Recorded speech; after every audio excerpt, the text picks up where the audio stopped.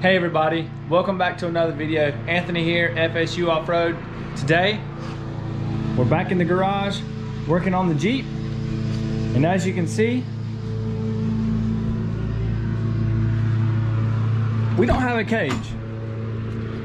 So, the next things for us to do is to strip this interior out, strip the dash out, and get this cage built for the Jeep.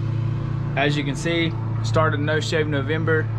Which means time's cutting it close. The hairier I get, hopefully the more the Jeep gets done. So we're on the countdown now. It's about 3 months till the race, and we have a long ways to go. Let's get to it.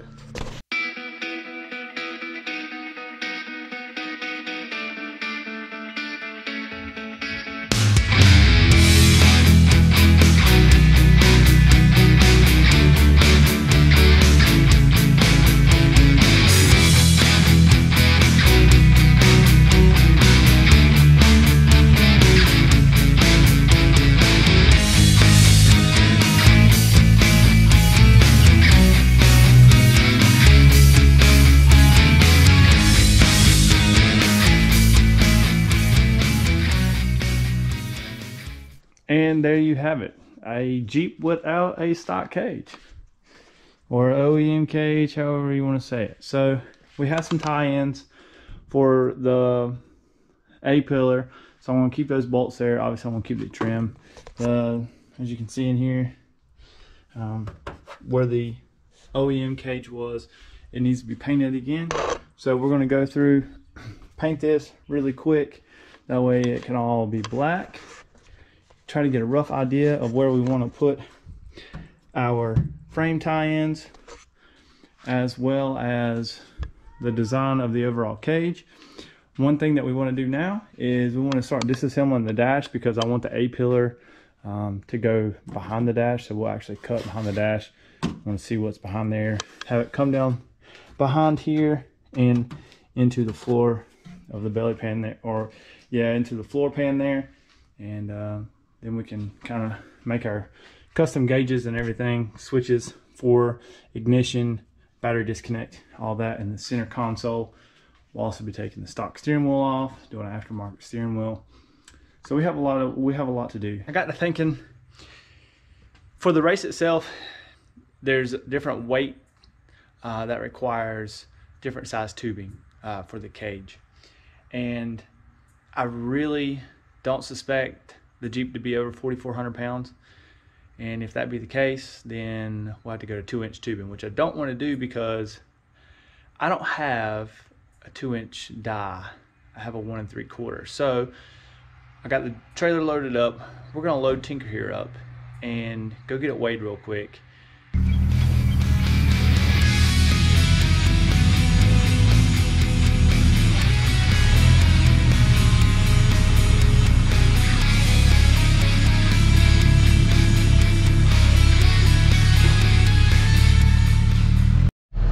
All right, just got the Jeep weighed, 3,860 pounds. So we're really cutting it close with our weights. So we'll have to do some calculations for the DOM tubing, weights for that, how much we need, other accessories that aren't on there. Because right now, as you can see, Tinker is stripped, no doors, no top, no seats, no nothing. So that's pretty much bare chassis, tube, and suspension. We don't even have our shocks on there, so whew, cutting it close. All right, so we have torn the dash out. As you can see behind me, the dash is away from the Jeep, and the idea is to run a pillar back behind the dash to the floor, base plate, curve of the windshield up and across where it'll meet into our B-pillar bar. And then this will tie into the B-pillar bar, and then from there we will angle it down into the C-pillar in the back. So it's going to be we're going to work on a fastback cage. So that's going to be pretty much the cage design. And while waiting on tubing and things like that to get figured out, I'm going to work on the dash, get it figured out where we want to put our comms, our GPS, our CB. I want to get all that figured out. Also got a bunch of wiring components, disconnect, ignition, labeled ignition and start, also part of the rules. So I want to get that figured out and mocked up. Just tinkering here in the garage with all of our switches and everything that we had. Kind of want to show you what we did. So center console, we cut out the ashtray that was there, kind of made it look the same. And basically I just built like a little sheet metal plate that'll hold our ignition switch, our starter switch, and our kill switch. Running in the Ultra 4, you have to have everything labeled, so it was kind of nice. All these are labeled on off, and it actually fits really nice in there once it's all installed. Alright, while we're working on the cage here, I'm going to take some time to go ahead and get my wiring switches, my ignition switch, starter switch, kill switch, all that into the ignition switch. Also going to run the battery wires to the disconnect and all that. That way I'll actually have the ignition switches and all that for whenever we're ready to put the center console back in. Also got our comms ordered, got our radio ordered, so we'll get that all mocked up in here as well. So whenever we do get the cage done, we'll just insert this, wire up things as we need, and we'll be good to go. Alright, so now that we got the dash ripped out, battery relocated, all of our ignition stuff rewired and ready to go, I kind of placed our seats in there just to kind of get an idea of where the existing seats were versus our racing seats. Mainly because one important thing, well, I guess two important things. One, we got our die-in for our tube bender, and today I picked up our tubing. So it's time to get this cage built. All right, as you see, I put a sweatshirt on. It's getting cooler out here, which means it's getting time to race season. So it's kind of put me in the hot seat. But the great thing about building a cage, there's really only three things required. One, you need a bender. Now, I didn't have this swag adapter and hydraulic rim to begin with. I bent my first cage manually. It's not easy, but it can definitely be done. Secondly, the next important thing is you're going to need a grinder. You don't even need a notcher. A lot of people, they build cages and they don't even use notches. I do have a notcher just for the straight cuts, makes things a little bit faster, but that's not important. And the last thing you're going to need is you're going to need your tubing. All right, so as you can see, you got the laser on the existing hoop there. I took some measurements, got what we needed. I'm going to add a little bit of extra length on the first bend because this is going to be the B pillar going up. We're going to make our bend 90 degrees. We'll have our top piece, and then we'll make another bend going down, creating a similar effect as this. Got our bar pretty much as you can see. I got two levels on it, trying to keep everything as level as possible. Went ahead and made our measurements, got it all in the tube bender. Measured from the die from where it's going to start its bend back there. Got everything clamped down. Everything is good to go. So this is the start. This is going to be it.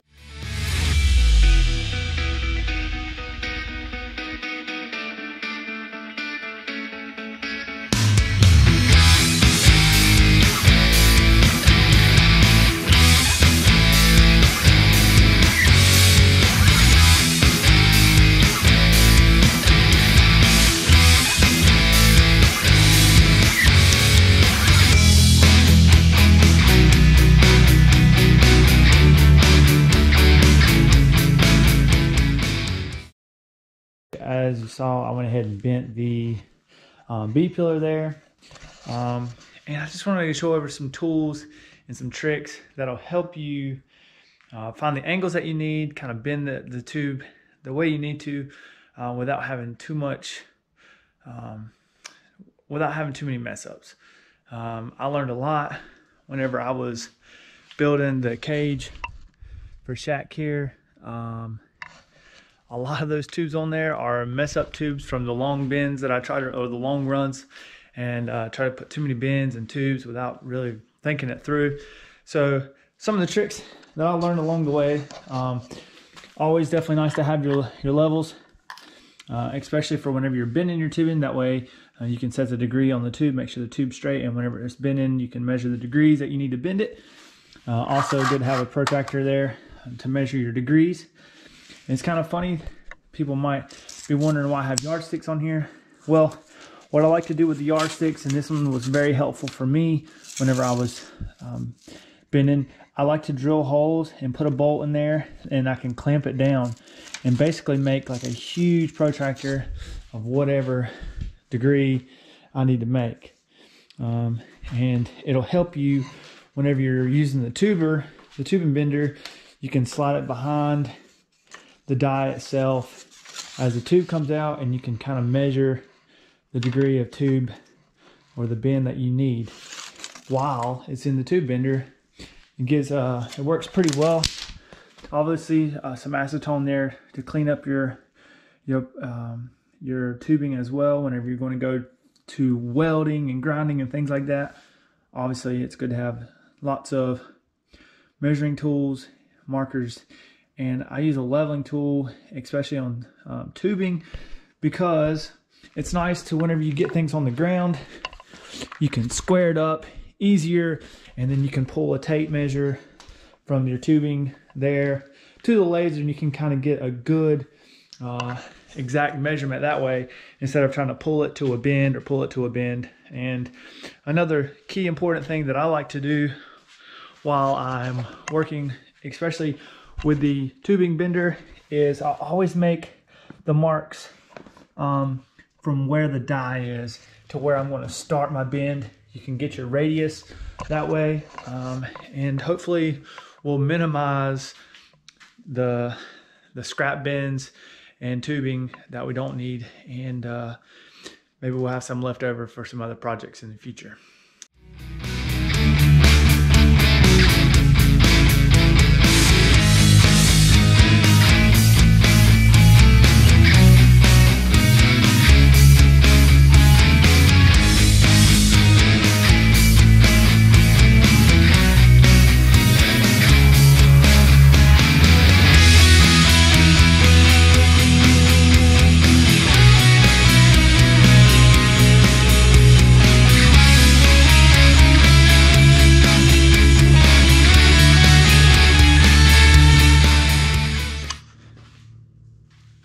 As if bending tubing isn't time consuming enough, one of the biggest things that you really want to do before getting things tacked together and things like that is to clean up the edges as best you can. Since we're MIG welding this, we definitely want to have a bezel. That way we can fill that full of weld, and then just clean off, ½ inch, an inch or so around the tube. That way you can get a good welded surface. And I do the same thing on our little base plates as well. The cleaner the surface, the better that the weld will turn out. After a good long day yesterday working on the cage, as you can see, we got our 6-point frame set up here. All the notches are really close. Everything looks really good. So today the goal is to get all the main frame supports in. We're going to be doing a V in the front windshield. We're going to be doing a V off the top and a V coming out the back, getting all of our triangulation. And we're also going to be doing a sidebar per the rule book. And then once we get all that in, we'll start getting our brackets made for the seats and the shoulder bar harness bar there in the back. So just ate breakfast, preparing mentally for another long day. Hopefully it'll warm up a little bit and we won't be out here freezing.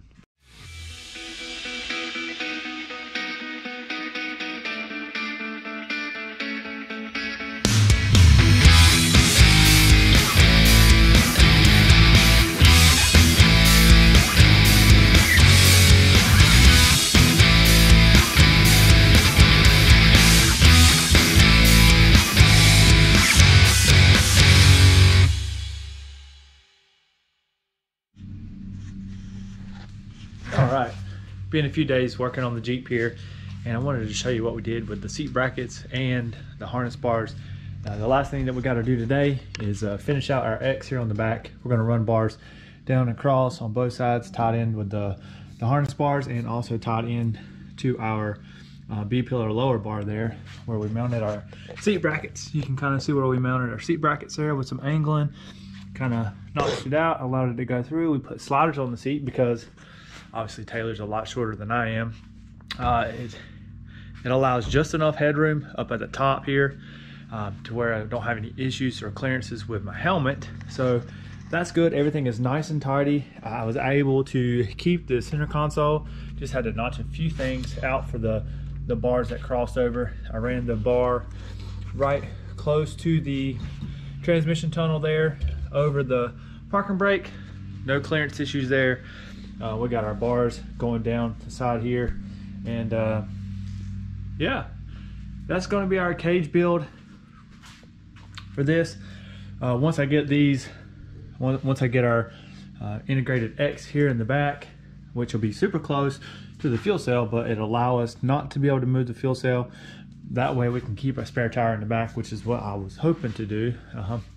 So that'll be super close, but I'm glad that we were able to keep that. We'll build us an X all the way across, and then we'll be able to take this cage out all the way, weld everything up. Once we get it welded, we'll get it painted, we'll put the cage in, we'll put our steering dash, we'll put our center console, we'll put the fuel cell, we'll put everything back in place, get everything nice and welded, and then start working on the rest of the safety components, as well as power shocks. They finally showed up, so we'll get those installed and get this thing ready. Time is winding down.